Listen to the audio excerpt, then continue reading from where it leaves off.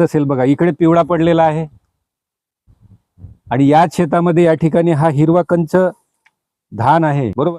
मी किशोर पात्रीकर, उपविभागीय कृषी अधिकारी साकोली, जिल्हा भंडारा. आपण या ठिकाणी धानाच्या शेतामध्ये आहोत. DSR पद्धतीने पेरणी केलेला आणि आपल्यासोबत शेतकरी आहेत श्री ललितजी राहंगडाले. नमस्कार. नमस्कार. ललितजी, मला हे सांगा आता की हे जे DSR ची पेरणी आहे आपण ही केव्हा केली आहे आणि हे किती दिवसाचं धानाचं पीक आहे? ही 28 जूनला पेरणी केली. पेरणी केल्यानंतर मग तण व्यवस्थापन कसं केलं, त्याच्यासाठी काय केलं? अल्मिक्स आणि नामिनी गोल्ड मारली 28 दिवसानंतर. 28 दिवसानंतर. आणि आता किती दिवस झाले तणनाशक वापरून? आता जवळजवळ 15 दिवस.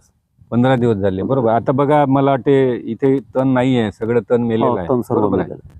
परंतु आता असं दिसतंय की याच्यामध्ये धान पिवळा पडलेला आहे आणि आता आपण बघू शकतो की याच्यामध्ये असं वाटते की बाबा हे जर आपण बघितलं इथं मध्ये असं वाटते की हेडाकरपा रोग आलेला आहे, कळपासून पिवळं पडलेलं आहे पान. परंतु याचं जर बारकाईनं निरीक्षण केलं तर आपल्याला लक्षात येईल की या थोंबामध्ये फक्त जे जुने पानं आहेत खालची, हे जे जुने पानं आहेत, हे जुने पानं जे आहेत ते खालच्या भागातली तेवढीच या ठिकाणी पिवळी पडलेली आहेत आणि मधली जी नवीन पानं आहेत ती हिरवीच आहेत. या ठिकाणी मी परत काढून दाखवतो आपल्याला. आपलं पिकाचं निरीक्षण केलं लक्षात येईल पानं आहेत, हे बघा, 1 2 आणि म्हणजे त्याला म्हणू जुनी पानं, तेवढ्या ज्याच्यावर या ठिकाणी पिवळेपणा आलेला आहे टोकाकडून. आणि मधली जी पानं आहेत ही नवीन पानं याच्यामध्ये ही हिरवी आहेत.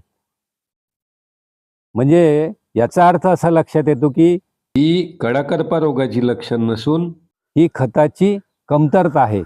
खताची कमतरता म्हणजे ही नत्र अन्नद्रव्याची कमतरता आहे. आता याच्यामध्ये लक्षात येईल हे आपल्याकडे की याच्यामध्ये बाजूच्या शेतामधून रासायनिक खताचं पाणी वाहून आल्यामुळे हे बघा, इथं काही भागामध्ये पॅचमध्ये आपण बघतोय की हे धान हिरवा कंच झालेला आहे. दिसत असेल बघा, इकडे पिवळा पडलेला आहे आणि याच शेतामध्ये या ठिकाणी हा हिरवा कंच धान आहे, बरोबर.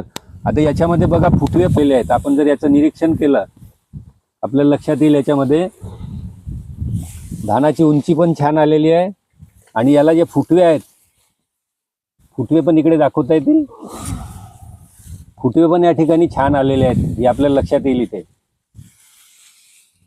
म्हणजेच यांनी जेव्हा तणाचं नियंत्रण केलं त्याच्यानंतर लगेच जर या ठिकाणी नत्र खताचा जो पहिला हप्ता असतो तो जर दिला तर या ठिकाणी त्याच्यामध्ये हिरवे कंचपणा आणि फुटवे फुटण्याची प्रक्रिया ही जलद गतीने होते आणि धान बघताय की याच्या उंचीमध्ये आणि ग्रोथमध्ये खूप फरक आहे. तर ही जी आहे ही ग्रोथ, हे बघा, ही वाढ बघा, याच्यामध्ये खुंटलेली आहे आणि याच्यामध्ये फुटवे सुद्धा जास्त फुटलेले आहेत.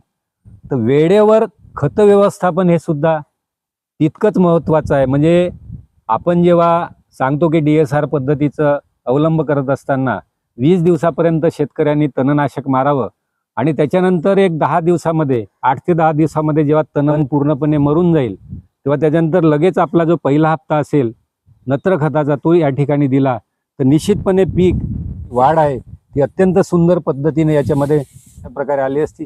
तर आपण विचारूया शेतकऱ्यांना की आपण खत व्यवस्थापन याचं कसं केलं होतं?